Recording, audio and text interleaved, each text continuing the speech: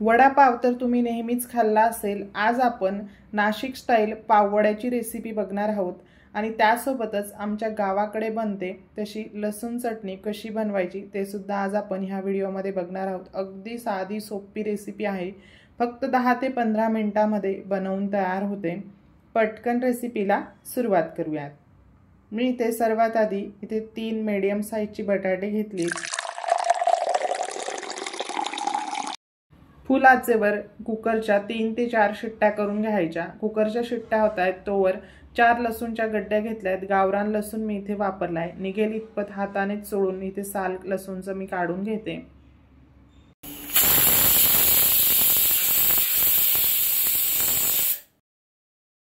Cooker पूर्णपणे थंड झाल्यानंतर आता बटाटे सुद्धा व्यवस्थित उकडले गेले, त्याचे साल काढून घ्यायचं।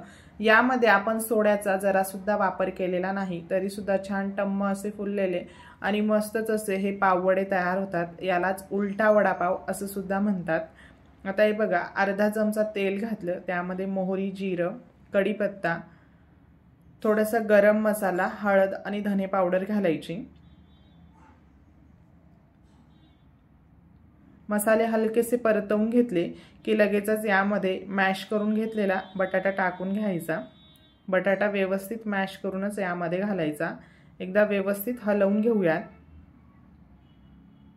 चटणी करताना खूप जास्त तेलाचा वापर करायचा नाही, अगदी अर्धा चमचा तेल यामध्ये घातलं। चवीनुसार मीठ घातलं, कोथिंबीर घालायची। आता ही बटाट्याची चटणी आपली इथे तयार झाली आहे। ती गार होण्यासाठी एका ताटामध्ये काढून घेऊयात। ताटात पसरवून ठेवा म्हणजे लवकर गार होईल। आता आपण लसूण चटणी बनवून घेऊयात। मिक्सरच्या भांड्यामध्ये मी लसूण टाकून घेतला। थोडेसे जिरे घालायचे, 1 चमचा रेग्युलर लाल तिखट आणि 1 मोठा चमचा काश्मीरी लाल तिखट घाला म्हणजे रंग छान येईल। धनेपूड घातली, हळद घालायची, चवीनुसार मीठ घालून यामध्ये थोडेसे पाणी घालून आता हे मिक्सरला फिरवून घेऊयात।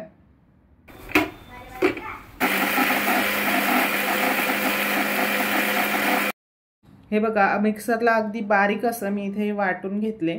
1 चमचा भर तेल घातलं, त्यामध्ये आता हे वाटलेलं सर्व वाटण टाकून घ्यायचं आणि छान 3 ते 4 मिनिटं मीडियम फ्लेमवर तेलामध्ये व्यवस्थित परतवून घ्यायचा म्हणजे जो लसूणचा कच्चेपणा असतो तो गेला पाहिजे।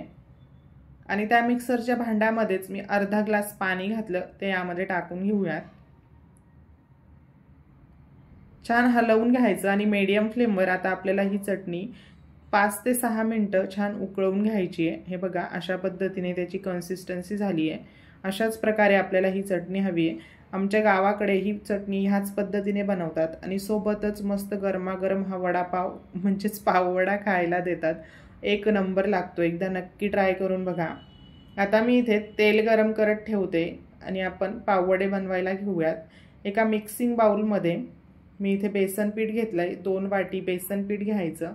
त्यामध्ये चवीनुसार मीठ, पाव चमचा हिंग घातले, ते एकदा हलवून घेतले। यात आता पाणी घालूयात। थोडे थोडे करत पाणी घालायचे आणि छान यामध्ये गुठळ्या राहणार नाही याची काळजी घ्यायची। व्यवस्थित फेटून घ्यायचं। सुरुवातीला थोडेच पाणी घाला म्हणजे ते व्यवस्थित फेटता येतं, एकाच वेळी जास्त पाणी घालू नका। साधारण 2 वाटी बेसन पिठासाठी 1 ते 1.25 वाटी इतकं पाणी मला इथे लागलंय। छान फेटून घेतलं। अशा पद्धतीने बॅटरची कन्सिस्टन्सी हवी, खूप जास्त पातळ नाही आणि खूप जास्त घट्ट देखील नाही। आता हे बघा, पाव घेतले, पावमध्ये आता चटणी भरून घेऊयात। पावाला आतमध्ये चटणी भरताना त्याला पूर्णपणे असं कापून न घेता मी व्हिडिओमध्ये दाखवले ह्या पद्धतीने अगदी छोटंसं होल बोटानेच करून घ्यायचं आणि त्यानंतर यामध्ये चटणी भरून घ्यायची। असं केल्यामुळे काय होतं, जेव्हा आपण हा वडा तेलामध्ये सोडतो तर त्याच्या आतमध्ये हे तेल जात नाही आणि त्यामुळे वडा चवीला छान लागतो आणि कमी तेलकट होतो। एकदा नक्की ट्राय करा अशा पद्धतीने। थोडेसेच होल करायचे आणि त्यानंतर त्यामध्ये चटणी भरून घ्यायची। किंवा गाड्यावर बऱ्याचदा ही चटणी पावाच्या आतमध्ये न भरता मागच्या साईडने लावली जाते, म्हणूनच याला कदाचित उलटा वडापाव असं सुद्धा म्हणत असतील। हे बघा, अशा पद्धतीने आता मी सर्व पावामध्ये इथे ही चटणी भरून घेतली। आता एक एक पाव घेऊन ते बॅटरमध्ये डीप करायचा आणि हाताने हे वडे तेलात न सोडता आपण चमच्याने सोडणार आहोत, म्हणजे हात देखील खराब होणार नाही आणि तेल हातावर येईल याची भीती सुद्धा वाटणार नाही। अशा पद्धतीने वडा तेलात सोडताना सुद्धा उलटा सोडायचा, म्हणजे जी पावाची ब्राउन साइड जी असते ती खालच्या साइडला आली पाहिजे। अशा पद्धतीने हे बघा, ह्या प्रकारे तेलात वडा सोडायचा। आता तेलात वडा सोडताना तेल छान गरम असावं, त्यानंतर गॅस मीडियम करायचा आणि हे वडे सोडायचे आणि पळीच्या साहाय्याने अशा पद्धतीने त्याला अंघोळच घालायची।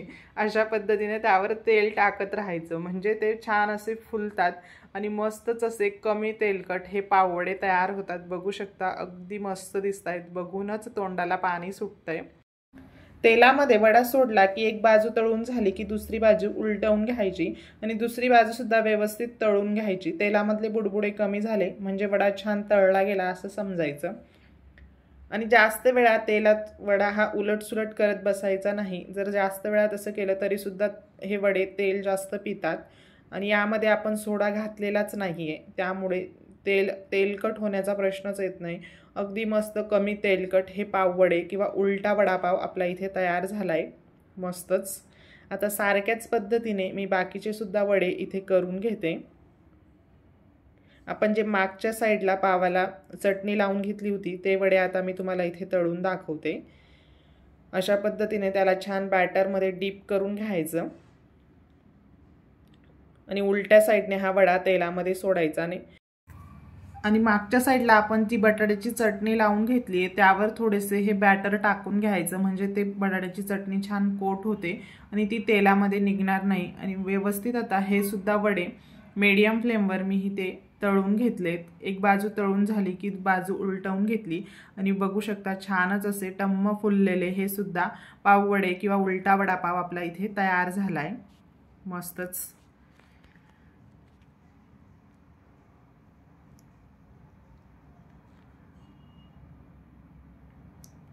आणि आता वड्यासोबत खाण्यासाठी थोड्याशा मिरच्या सुद्धा मी इथे तळून घेते।